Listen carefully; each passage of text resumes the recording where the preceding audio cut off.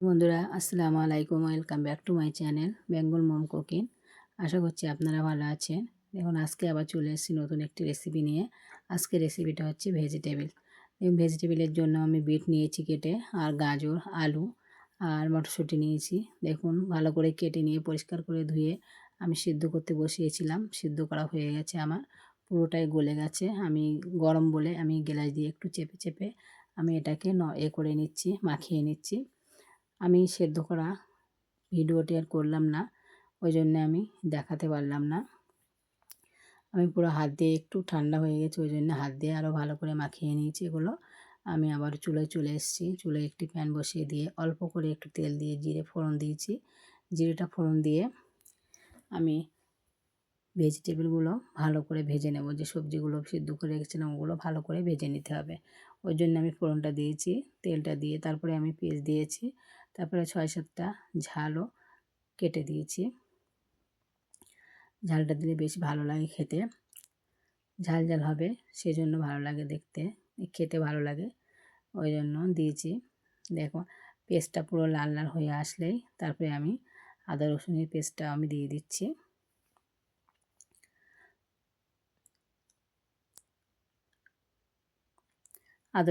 আদা রসুনের পেস্টটা আমি অল্প করে দিয়েছি। অল্প করে দেওয়ার পরে তারপরে একটু নাড়াচাড়া করে আমি যে গুঁড়ো মশলাগুলো আমি দিয়ে দেবো অল্প অল্প করে, একটু একটু করে।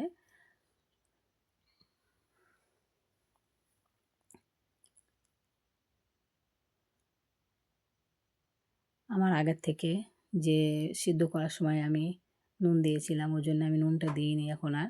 লাস্টে যখন একটু দেখবো চেক করে যে নুন কম থাকলে তাহলে আমি দিয়ে দেবো।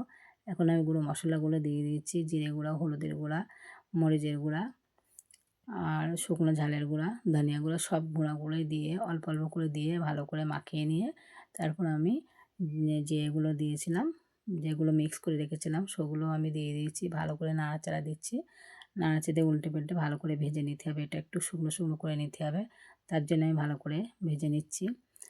তারপরে আমি বাদাম দিয়েছি, একটু মৌরি দিয়েছি, অল্প করে মৌরি দিয়েছি, একটু পাঁচফোড়নও দিয়েছি ওর সঙ্গে।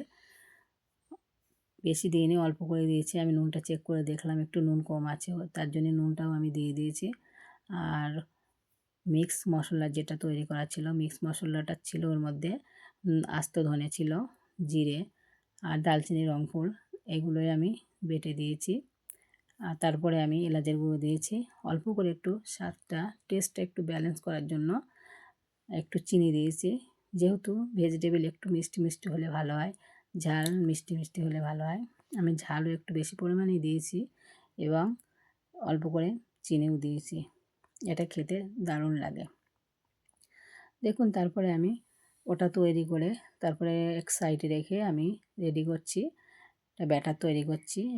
একটু অল্প করে আমি ময়দা দিয়ে ব্যাটারটা তৈরি করে নিচ্ছি। অল্প অল্প করে পানি দিয়ে ব্যাটারটা পুরো সফট তৈরি হবে, পুরো একদম ব্যাটারটা পাতলাও না ঘনও না, বেশ একটু লেগে যায় যাতে ভেজিটেবলের সঙ্গে, যে মশলাটার সঙ্গে, ওই জন্য আমি ব্যাটারটা এরকমভাবেই তৈরি করেছি। তারপর আমি পোট করে নেওয়ার জন্য বিস্কুটের গুঁড়া নিয়েছি। দেখুন আমি হাত দিয়ে শেপ দিয়ে নিচ্ছি। আপনারা চাইলে যেভাবে হোক শেপটা দিয়ে নিতে পারেন। আমি একটি পাত্রে অল্প করে ময়দা ছড়িয়ে দিয়েছি, দিয়ে তারপরে আমি শেপটা দিয়ে আমি এক এক করে ওখানে রেখে দিচ্ছি। রেখে দিয়ে তারপরে আমি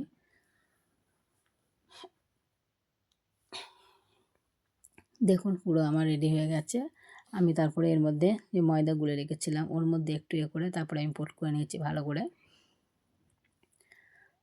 দেখুন হ্যাঁ, ভালো করে পোট করে নিচ্ছি। আমি আবারও একটা দেখিয়ে দেবো এরকম করে, যে আমি এরকম বুড়িয়ে একবার বুড়িয়ে নিচ্ছি। আপনারা চাইলে দুবারও বুড়াতে পারেন, কিন্তু আমি একবারেই কমপ্লিট হয়ে যাচ্ছে ওর জন্য আমি একবারই বুড়িয়ে নিচ্ছি। ভালো করে পোট করে নিয়ে পুরোটাই আমার রেডি হয়ে গেছে।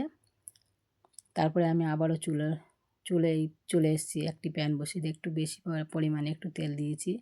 দিয়ে ভালো করে এটা হালকা তেল, একটু বেশি তেল গরম হলে হবে না, গরম হলে ফেটে যেতে পারে, ওই জন্য একটু হালকা যে গরম হয়েছে তারপরে আমি এগুলো দিয়ে দিয়েছি।